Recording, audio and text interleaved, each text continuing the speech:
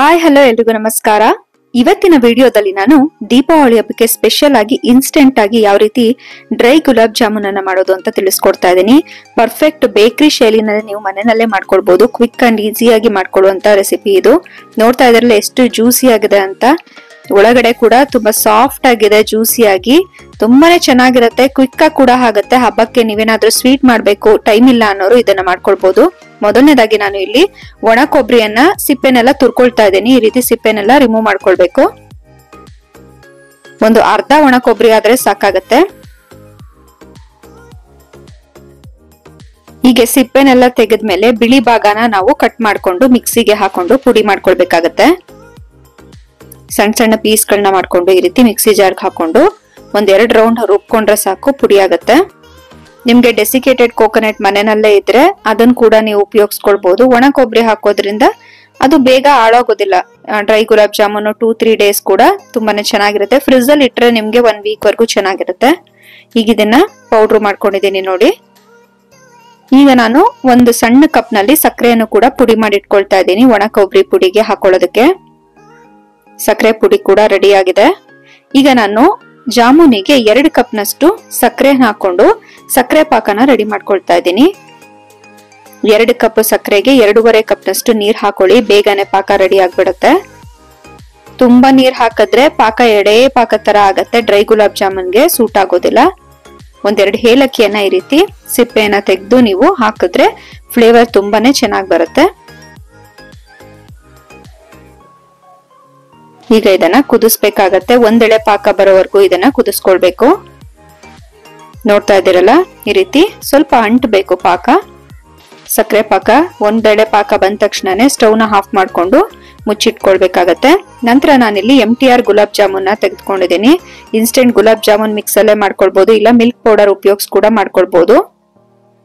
ನಾನು 175 ಗ್ರಾಮ್ ಅಷ್ಟು MTR ಗುಲಾಬ್ ಜಾಮೂನ್ ಪ್ಯಾಕೆಟ್ಗೆ ಸ್ವಲ್ಪ ಹಾಲಿನ ಕೆನೆ ಮತ್ತೆ ಹಾಲನ್ನ ಹಾಕೊಂಡು ಕಲ್ಸ್ಕೊಳ್ತಾ ಇದ್ದೀನಿ. ಈ ರೀತಿ ಹಾಕೋದ್ರಿಂದ, ಹಾಲು ಹಾಕೋದ್ರಿಂದ ತುಂಬಾನೇ ಸಾಫ್ಟ್ ಆಗಿ ಟೇಸ್ಟಿಯಾಗಿ ಬರುತ್ತೆ ಜಾಮೂನು. ನಾನು ಯಾವುದೇ ರೀತಿ ಕೋವಾ ಬಳಸ್ತಾ ಇಲ್ಲ. ಸೊ ಹಾಲು ಮತ್ತೆ ಹಾಲಿನ ಕೆನೆಯನ್ನ ಉಪಯೋಗಿಸ್ಕೊಳ್ತಾ ಇದ್ದೀನಿ.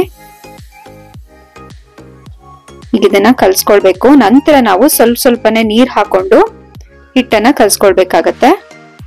ಸಾಫ್ಟ್ ಆಗಿ ಕಲ್ಸ್ಕೊಳ್ಬೇಕು ಹಿಟ್ಟನ್ನ. ನೋಡಿ, ನಾನು 1 ಕಪ್ ನೀರ್ ತೆಗೆದುಕೊಂಡಿದ್ದೀನಿ. ಎಷ್ಟು ನೀರನ್ನ ಬಳಸ್ತೀನಿ ನಿಮ್ಗೆ ಗೊತ್ತಾಗತ್ತೆ.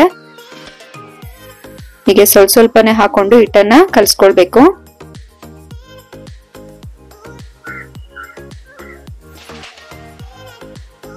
ತುಂಬಾ ತೆಳುವಾಗೂ ಕಲ್ಸ್ಕೊಳ್ಬಾರ್ದು, ಹಾಗೆ ತುಂಬಾ ಗಟ್ಟಿಯಾಗೂ ಕಲ್ಸ್ಕೊಳ್ಬಾರ್ದು. ಕ್ವಾಂಟಿಟಿ ನೀರ್ ಸಾಕಾಗಿದೆ.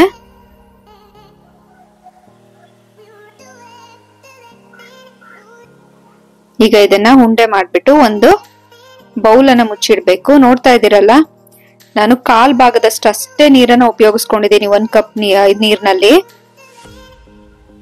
ಈಗ ಒಂದು ಬೌಲ್ ಮುಚ್ಚಿಬಿಟ್ಟು ಅದನ್ನ ಒಂದು 15 ನಿಮಿಷ ಹಾಗೆ ನೆನೆಯೋದಕ್ಕೆ ಬಿಟ್ಟಿದ್ದೆ. 15 ನಿಮಿಷ ಆದ್ಮೇಲೆ ನಾನು ಇದಕ್ಕೆ ಸ್ವಲ್ಪ ತುಪ್ಪನ ಹಾಕೊಂಡು ಕೈಗೆಲ್ಲ ತುಪ್ಪ ಸವರ್ಕೊಳ್ತಾ ಇದ್ದೀನಿ. 10 ರಿಂದ 15 ನಿಮಿಷ ಇಟ್ರೆ ಸಾಕು. ಅಷ್ಟೇ. ಅದೇ ಟೈಮ್ ನಲ್ಲಿ ಎಣ್ಣೆನ ಕಾಯೋದಕ್ಕೆ ಇಟ್ಕೊಳ್ಬೇಕಾಗತ್ತೆ. ಎಣ್ಣೆ ಕಾಯ್ತಿದ್ದಾಗೇನೆ ನಾವು ಇದನ್ನ ಉಂಡೆಗಳನ್ನ ಮಾಡ್ಕೊಳ್ಬೇಕು. ಯಾವಾಗ್ಲೂ ಅಷ್ಟೇ, ಜಾಮೂನ್ ಉಂಡೆಗಳು ಒಡಿಬಾರ್ದು ಅನ್ನೋದಕ್ಕೆ ಈ ರೀತಿ ಪ್ರೆಷರ್ ಹಾಕಿ ಉಂಡೆಗಳನ್ನ ಕಟ್ಕೊಳ್ಬೇಕಾಗತ್ತೆ. ಒಂದು ಜಾಮೂನ್ ಒಡೆಯೋದಿಲ್ಲ. ಈ ರೀತಿ ಪ್ರೆಷರ್ ಅಲ್ಲಿ ನೀಟಾಗಿ ಉಂಡೆಗಳನ್ನ ಕಟ್ಕೊಳ್ಬೇಕು. ನೀವು ಉಂಡೆ ಕಟ್ಟೋವಾಗ್ಲೇನೆ ಏನಾದ್ರೂ ಒಡಕೊಡ್ಕ್ಲು ತರ ಇದ್ರೆ ಅದು ಸೀಲ್ ಬಿಟ್ಕೊಂಡಂಗ ಆಗ್ಬಿಡತ್ತೆ. ಎಣ್ಣೆಗೆ ಹಾಕಿದ ತಕ್ಷಣ ಬಾಯ್ ಬಿಟ್ಕೊಳತ್ತೆ ಉಂಡೆಗಳು. ಈಗ ಎಣ್ಣೆ ಕಾದಿದೆ. ಮೀಡಿಯಂ ಊರಿನಲ್ಲೇ ಇದನ್ನ ಬೇಯಿಸ್ಕೊಳ್ಬೇಕಾಗತ್ತೆ. ನಾವು ಮಾಡೋ ನಾರ್ಮಲ್ ಜಾಮೂನಿಗೂ ಡ್ರೈ ಜಾಮೂನಿಗೂ ಡಿಫ್ರೆನ್ಸ್ ಏನಂದ್ರೆ ಇದನ್ನ ಸ್ವಲ್ಪ ಲೋ ಫ್ಲೇಮ್ ನಲ್ಲೇ ಕಲರ್ ಸ್ವಲ್ಪ ಡಾರ್ಕ್ ಆಗೋವರೆಗೂ ಬೇಯಿಸ್ಕೊಳ್ಬೇಕಷ್ಟೇ. ಮೀಡಿಯಂ ಊರಿನಲ್ಲೇ ಈ ರೀತಿ ಕಂಪ್ಲೀಟ್ ಆಗಿ ಇದನ್ನ ಫ್ರೈ ಮಾಡ್ಕೊಳ್ಬೇಕು.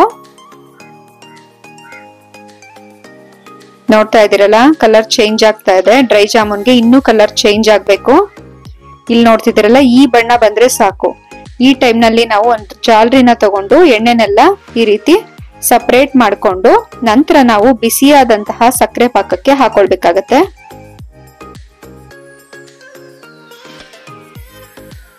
ಈಗ ಇದನ್ನೆಲ್ಲ ಸಕ್ಕರೆ ಪಾಕಕ್ಕೆ ಹಾಕೊಂಡು ನೆನೆಯೋದಕ್ಕೆ ಬಿಡಬೇಕು.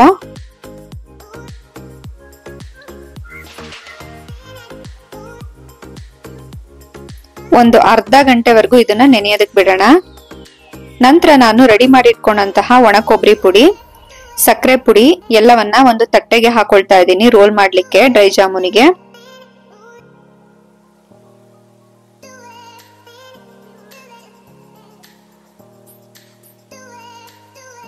ಈಗ ಇದನ್ನ ಮಿಕ್ಸ್ ಮಾಡ್ಕೊಳ್ಳೋಣ. ನಿಮ್ಗೆ ಬೇಕಂದ್ರೆ ಏಲಕ್ಕಿಯನ್ನು ಕೂಡ ಸಕ್ಕರೆ ಪೌಡ್ರ್ ಮಾಡುವಾಗ ಹಾಕೊಂಡ್ರೆ ಅದು ಕೂಡ ಗಮ್ ಅಂತ ಸ್ಮೆಲ್ ಬರುತ್ತೆ. ಸೊ ಹಾಗಾಗಿ ಏಲಕ್ಕಿನೂ ಕೂಡ ನೀವು ಸೇರಿಸ್ಕೊಳ್ಬಹುದು. ನೋಡ್ತಾ ಇದ್ದೀರಲ್ಲ, ಅರ್ಧ ಗಂಟೆ ಆದ್ಮೇಲೆ ಜಾಮೂನ್ ಸೈಜ್ ಕೂಡ ದಪ್ಪ ಆಗಿದೆ, ಚೆನ್ನಾಗಿ ಸಕ್ಕರೆ ಪಾಕನ ಹೀರ್ಕೊಂಡಿದೆ. ಈಗ ಇದನ್ನ ಸಪರೇಟ್ ಮಾಡ್ಕೊಂಡು ನಾವು ರೆಡಿ ಮಾಡಿ ಇಟ್ಕೊಂಡಂತಹ ಕೊಬ್ಬರಿ ಪೌಡರ್ ಅಲ್ಲಿ ಹೊರಳಿಸ್ಬೇಕಾಗತ್ತೆ. ಕೇರ್ಫುಲ್ ಆಗಿ ತಗೊಳ್ಬೇಕು, ಯಾಕಂದ್ರೆ ಇದು ಕಟ್ಟಾಗೋ ಚಾನ್ಸಸ್ ಇರುತ್ತೆ. ಚೆನ್ನಾಗಿ ನೆಂದಿದೆ. ನಾನು ಒಂದು ಜಾಲರಿಗೆ ಹಾಕೊಳ್ತಾ ಇದ್ದೀನಿ, ಎಕ್ಸ್ಟ್ರಾ ಏನ್ ಸಕ್ಕರೆ ಪಾಕ ಇದೆ ಅದೆಲ್ಲ ಕೆಳಗಡೆ ಇಳಿಯುತ್ತೆ ಅಂತ.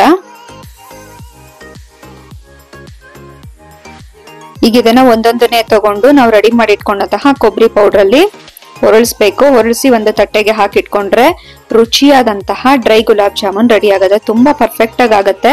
ನಿಮ್ಗೆ ಸೈಜ್ ಬೇಕಂದ್ರೆ ಇನ್ನು ದಪ್ಪದಾಗಿ ಮಾಡ್ಕೊಳ್ಬಹುದು. ಇದು ಮೀಡಿಯಂ ಸೈಜ್ ಅಲ್ಲಿ ಮಾಡಿದೀನಿ. ನೋಡ್ತಾ ಇದ್ದೀರಲ್ಲ, ಹಬ್ಬಕ್ಕೆ ವಿಶೇಷವಾಗಿ ಈ ಒಂದು ಡ್ರೈ ಜಾಮೂನು ತುಂಬಾ ಕ್ವಿಕ್ ಆಗಿ ಅಡ್ಗೆ ಬರ್ದೇ ಇರೋರು ಮಾಡಬಹುದು. ಅಷ್ಟು ಸಿಂಪಲ್ ರೆಸಿಪಿ, ಕ್ವಿಕ್ ಆಗಿ ಕೂಡ ಆಗೋದ್ರಿಂದ ಒಂದ್ಸರಿ ಟ್ರೈ ಮಾಡಿ. ತುಂಬಾ ಇಷ್ಟ ಆಗುತ್ತೆ ಅಂತ ಭಾವಿಸ್ತೀನಿ. ವಿಡಿಯೋ ಇಷ್ಟ ಆದ್ರೆ ಲೈಕ್ ಮಾಡೋದನ್ನ ಮರಿಬೇಡಿ. ಹಾಗೆ ಹೊಸದಾಗಿ ನನ್ನ ಚಾನೆಲ್ ಅನ್ನ ನೋಡ್ತಾ ಇದ್ರೆ ತಪ್ಪದೆ ಸಬ್ಸ್ಕ್ರೈಬ್ ಮಾಡ್ಕೊಂಡು ಸಪೋರ್ಟ್ ಮಾಡಿ. ಧನ್ಯವಾದಗಳು.